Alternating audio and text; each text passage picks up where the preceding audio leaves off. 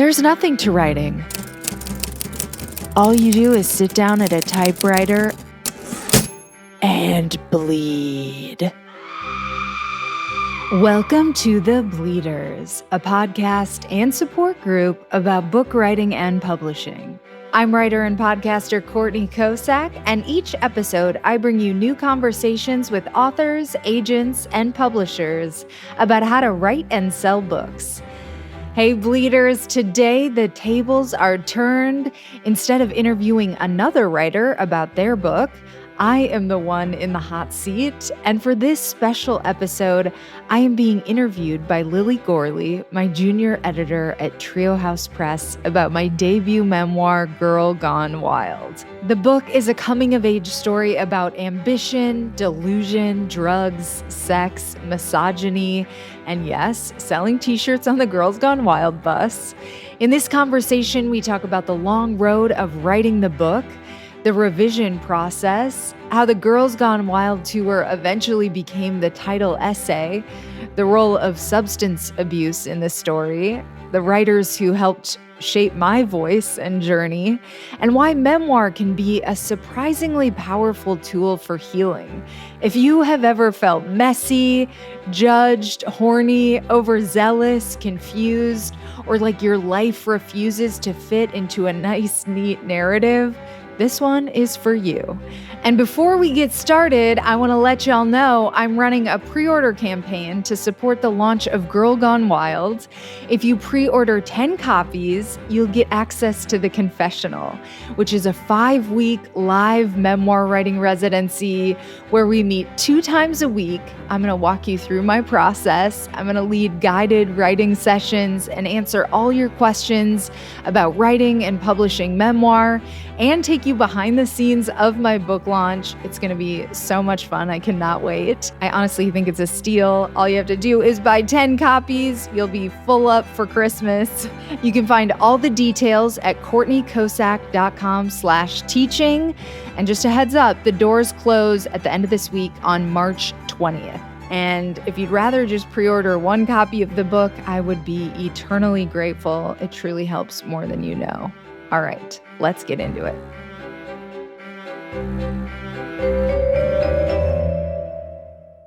Hi, I'm Lili Gourley. I am a secondary editor here at Trio House Press, and this is an interview with Courtney Kocak, an absolutely prolific writer and comedian, producer and advocate, a complete being in motion, is releasing her first memoir with us at Trio House Press. Girl Gone Wild is a vibrant, unrestrained, humorous, and at times greatly distressing, though never at the cost of entertainment, series of essays detailing Courtney's life from birth to present. Available for pre-order now, Girl Gone Wild will be out April 1st. Thank you so much for joining us, Courtney. Thank you for having me. Yeah, of course. What was the hardest part of this book to write, whether from an emotional standpoint or from one of craft? That's a good question. I really loved when I was just writing for me. There would be so many writers that would come to classes that I was in that were already published authors that would be like, you know, the best part of writing your book is before you get a publisher. And I was like, that's bullshit. You know, like, no, it's easy to say that after you already have your book published. But in retrospect, like, that was such a delightful time when I was working on it and not thinking about any external voices. So really the revision process was where I was seeing it through other people's eyes, and intentionally so. You know, I was thinking about, like, how would this land on the people that are being written about? And like, how would the writers that I most admire receive this work? So really that revision process was, I don't know, it really like weighed on me. It had a different weight. And I also cried intermittently all the time. I had blocked off these months to work on the revision, and I would just find myself, you know, on a break crying in my car about whatever. Mm-hmm. Wow. So the revision process, that's very interesting because you touch on such, you know, hard topics. So can you talk about how pivotal the Girls Gone Wild bus tour experience was to the writing of the book? Yeah. So that essay was originally published, not that essay, the antecedent for that essay, like a very rough, short version of my reaction to that experience, was originally published in 2012 in a publication that's now defunct called Nerve. And that was the first time I, got that story out of me that had been just like percolating in my mind. And it's so interesting how it's evolved over the course of working on the book. Like the earliest piece of writing that's in the book is from March of 2011. And so it was in that first year that the Girls Gone Wild essay got published. And I didn't know at that point that I had a vague idea of a book, but if you would have asked me then what the book was about, it would have been just about heartbreak and those things that I was struggling with then. And I didn't understand how pivotal that essay was until I really started working on the book for real in 2020. And it just felt like the title essay. It felt like in conversation with kind of everything else that I was talking about in the book. And that really it's a coming of age story, but it's like an unwitting feminist coming of age. It's like all these experiences that I had that are like society telling me what it thought of women that were like kind of traumatic to go through. Yeah. And that was like, a number one at the top of the list. Yeah. Yeah, no kidding. Your experience with acting makes for some really interesting stories throughout the book. How did you decide on those stories specifically to be included? Those just kind of came out.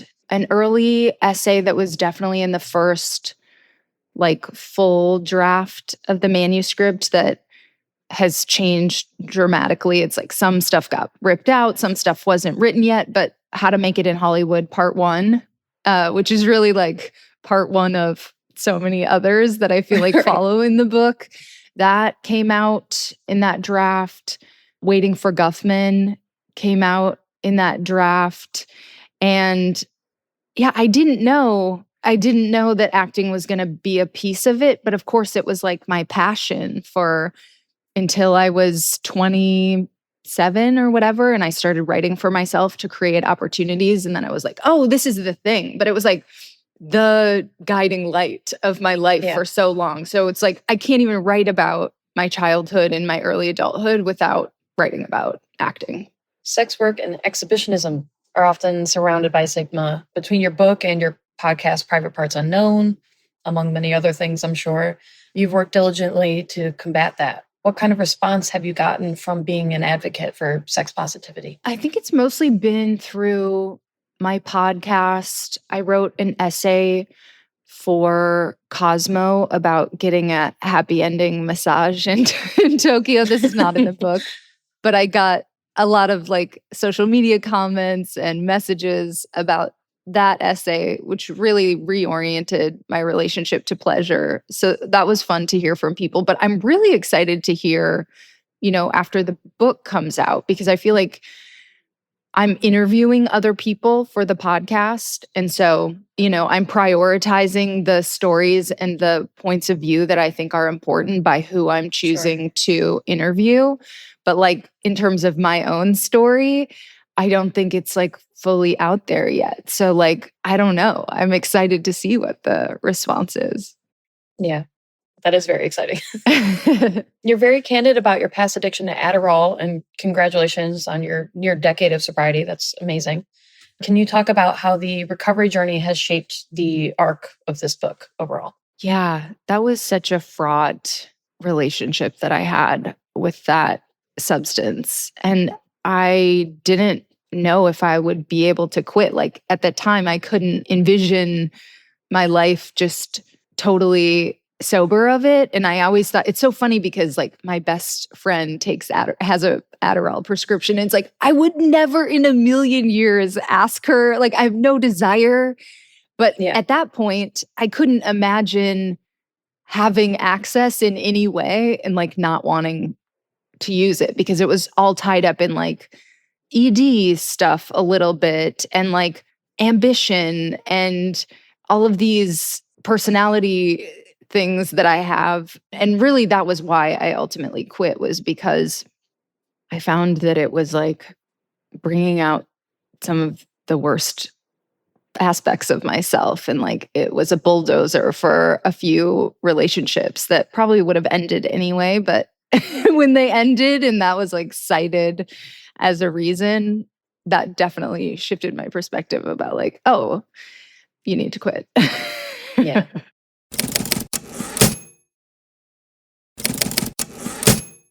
When you speak on writing as a craft in Girls Gone Wild, you mentioned friends that you write collaboratively with and mentors like Chloe Caldwell. How have these other writers influenced your work? Well, I think number one is like Cheryl Strayed, who I write about in the book, and just like reading Wild and Tiny Beautiful Things for the first time at a point when like I felt lost.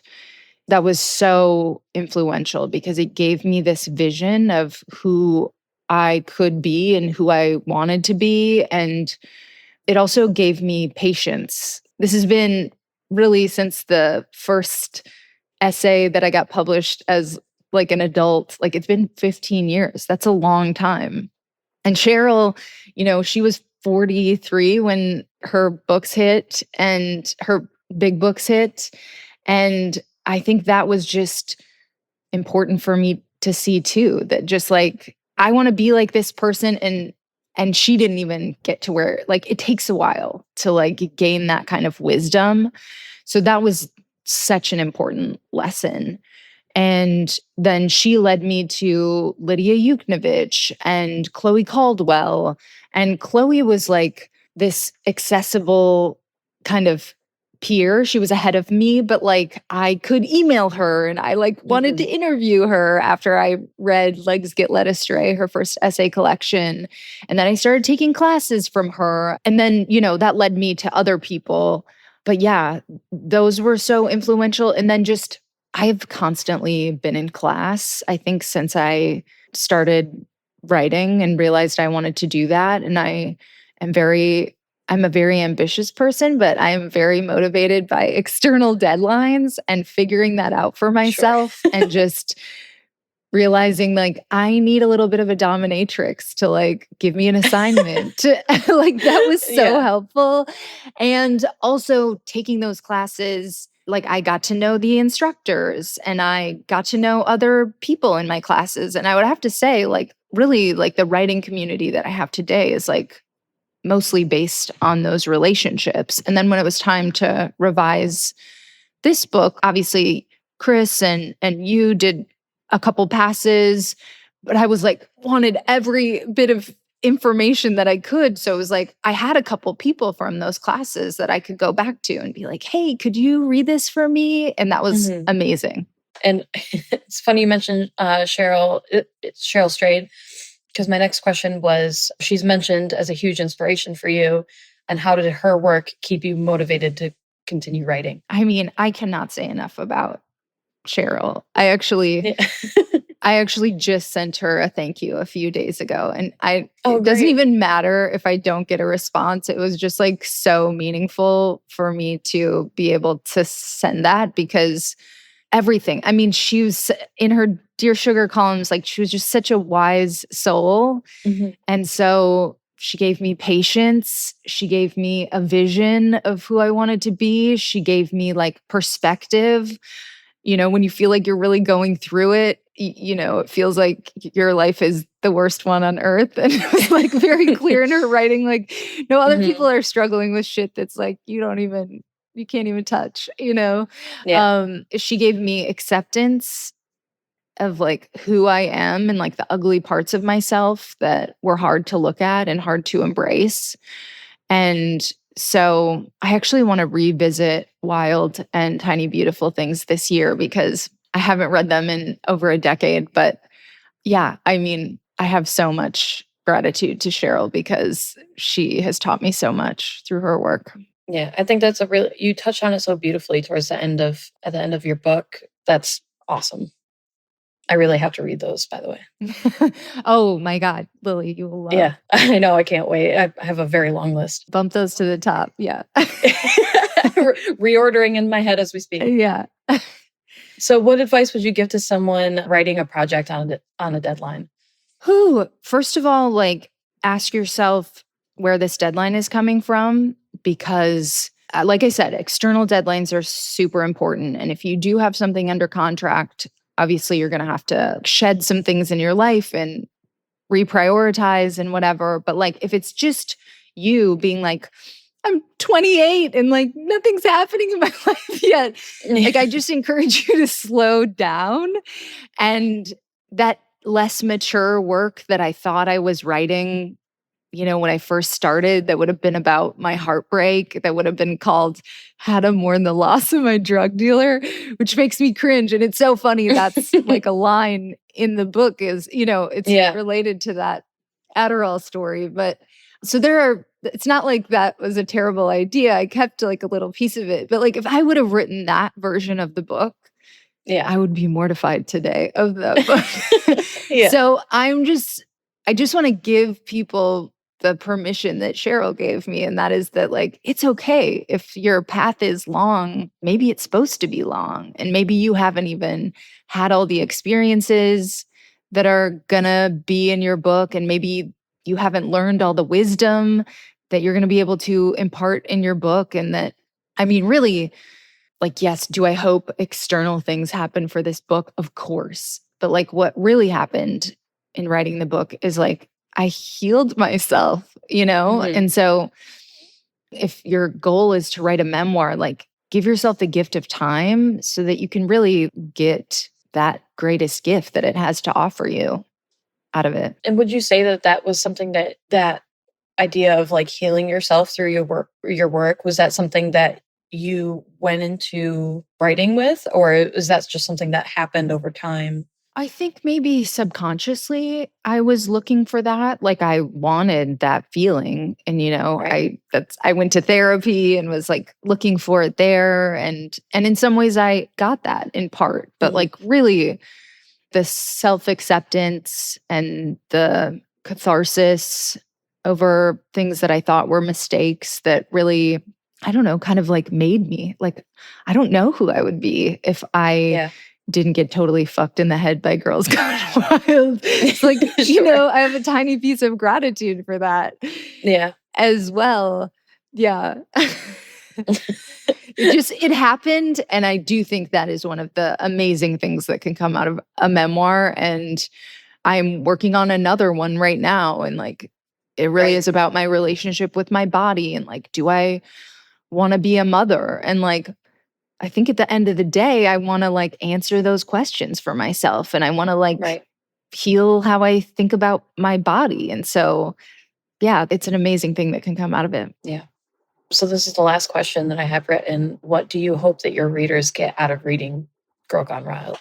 I really hope, I sort of say it in the epilogue, but like I got liberation from it. And that's what I want to give other people. I think it's important to like write your ugliest self, because like we all have little things that we're disgusted by in ourselves. And I think reading other people's versions of that can like set you free from your own self-criticism and the societal strictures really that are like keeping you small and stuck in place. So yeah, I hope everybody gets freedom out of it, especially the women that read it. Yeah, that's amazing. Thank you so much to Lili for putting me in the hot seat, and thank you for joining me for this episode of The Bleeders. Writing is so much better with friends. I'm your host, Courtney Kocak, and hey, let's connect on social media. I am at Courtney Kocak on Instagram and all the other social medias. My last name is Kocak. And make sure you're signed up for the Bleeders Companion Substack for all kinds of newsletter exclusives. There is a link in the episode description for that. I also have a paid subscription where I do monthly behind the book or behind the byline columns. I've written about my return to stand-up comedy and how I did it, my MFA and whether or not I think it's worth it. And I also have some mini workshops behind the paywall. And if you're working on a memoir or just thinking about writing one, check out The Confessional, my live memoir writing residency. It's a 5-week program. We're going to meet twice a week. We're going to write together in real time. I'm going to walk you through the exact process I used to write and publish Girl Gone Wild, generating material, shaping scenes, finding the through line, and turning messy life experiences into a compelling story. You're going to get guided writing sessions, craft insights, publishing insights, and plenty of Q&A so you can move your memoir forward with momentum. I also teach other writing and publishing classes if you're looking to build your platform or take your writing to the next level. You can find all the details at CourtneyKocak.com/teaching. I've also included the link in the episode description. And of course, regardless, please pre-order Girl Gone Wild. I think you're going to love it. Join me again next time for another inspiring episode. In the meantime, happy bleeding.